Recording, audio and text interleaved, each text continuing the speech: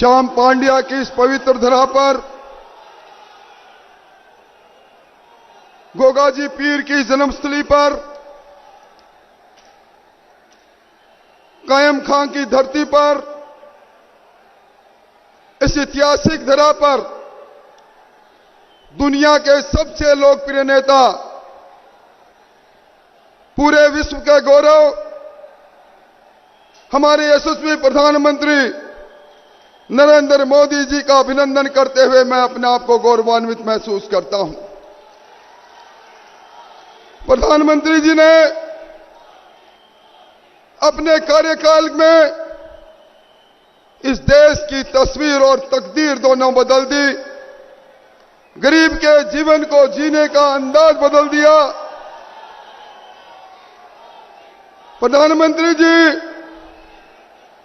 आज इस विराट सभा के अंदर हजारों वो किसान उपस्थित हैं जिन्हों को आपने बिना मांगे उनके सम्मान में किसान सम्मान निधि का उपहार दिया।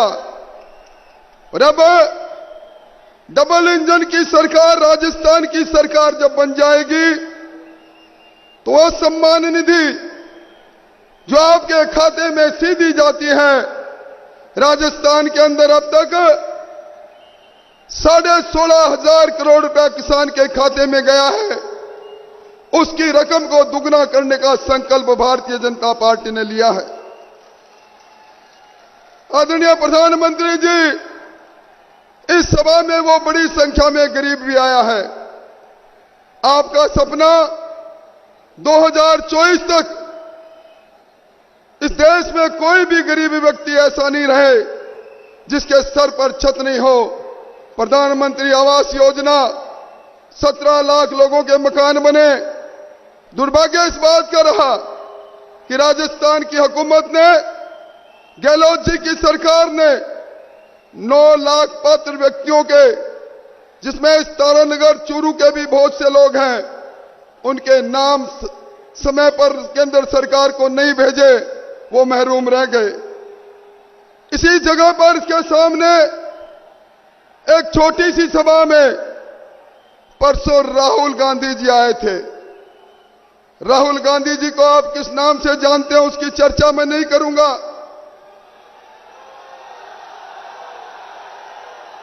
पर राहुल गांधी जी कहकर गए कांग्रेस के प्रत्याशी के लिए वोट मांग कर गए। ये वही राहुल गांधी हैं जिन्होंने पिछली बार आप लोगों के बीच में जाकर कहा था, 10 तक की गिनती गिन के कहा था, कांग्रेस की हुकूमत बना देना, हम किसानों का कर्जा माफ कर देंगे। इस सभा के अंदर एक दो नहीं, सैकड़ों वो किसान उपस्थित है। कर्जा माफी की बात दूर, जिन्होंने केसीसी से फसल ऋण ले लिया, सरकार के झांसे में आए, समय पर ऋण चुकाया नहीं, आज चक्रवर्ती ब्याज लगकर उनके खाते कुर्क हो गए, उनकी जमीन कुर्क होगी। ये धोखे की सरकार है। मुख्यमंत्री जी कल परसों आए थे। मुख्यमंत्री जी ने यह कहा था कि बेरोजगारों को रोजगार देने में मेरी सरकार कामयाब रही। ये बेरोजगारों के साथ इस सरकार ने जो किया वो किसी से छुपा हुआ नहीं। पेपर लीक करने वाली विग सरकार ने नौजवानों के अरमानों को तोड़ने का काम किया। पेपर बनाने वाली संस्था राजस्थान लोक सेवा आयोग, उस संस्था में पेपर बनाने वाले बाबूलाल कटारा पेपर चोरी करते पकड़े गए। जालौर में एक ही गांव के 6 महीने पहले जो सब इंस्पेक्टर का रिजल्ट निकला, 34 सब इंस्पेक्टर बन गए। पेपर चोरों ने उनको पेपर मुहैया करवा दिया। आज कांग्रेस के प्रत्याशी नहर की बात कर रहे हैं। मैं 200 गांवों में जाकर आया हूं। 5 गांवों के अलावा कोई गांव ऐसा नहीं मिला जिनके पास पीने का पानी तक नहीं पहुंचा। ये नहर की बात तभी पूरी होगी, खेत में पानी तभी जाएगा जब आप डबल इंजन की सरकार बना देंगे, नहर की क्षमता भी बढ़ाएंगे, खेत के प्यासे खेतों को पानी पहुंचाने का काम भी करेंगे। प्रधानमंत्री जी, यहां लोग बैठे हैं, जल जीवन मिशन में आपने इस राजस्थान को 32,000 करोड़ रुपए दिए। दुर्भाग्य 21,000 करोड़ की घपला हुआ, घटिया पाइपलाइन डाली गई। आपका सपना 2024 तक हर घर में मीठा पानी पहुंचे, उस सपने को तोड़ने का काम अगर किसी ने किया तो राजस्थान की सरकार ने किया। सरकार ने जब जांच चाली हुई, ईडी आई, 16.5 किलो सोना इंजीनियर के घर पर मिलता है, इससे बड़ा दुर्भाग्य क्या हो सकता है। बिजली की तो मैं बात ही क्या करूं, अंधेरी नगरी चौपड़ राजा, बिजली गुल रही, बिजली के तार में करंट नहीं, बिजली के बिल में करंट आया। अभी मुझे जब मैं मंच की ओर बढ़ रहा था, एक नौजवान ने कहा एक अंडर करंट चल रहा है, अंडर करंट 440 वाट का अंडर करंट। ये अंडर करंट इस बार इस कांग्रेस को भस्म कर देगा।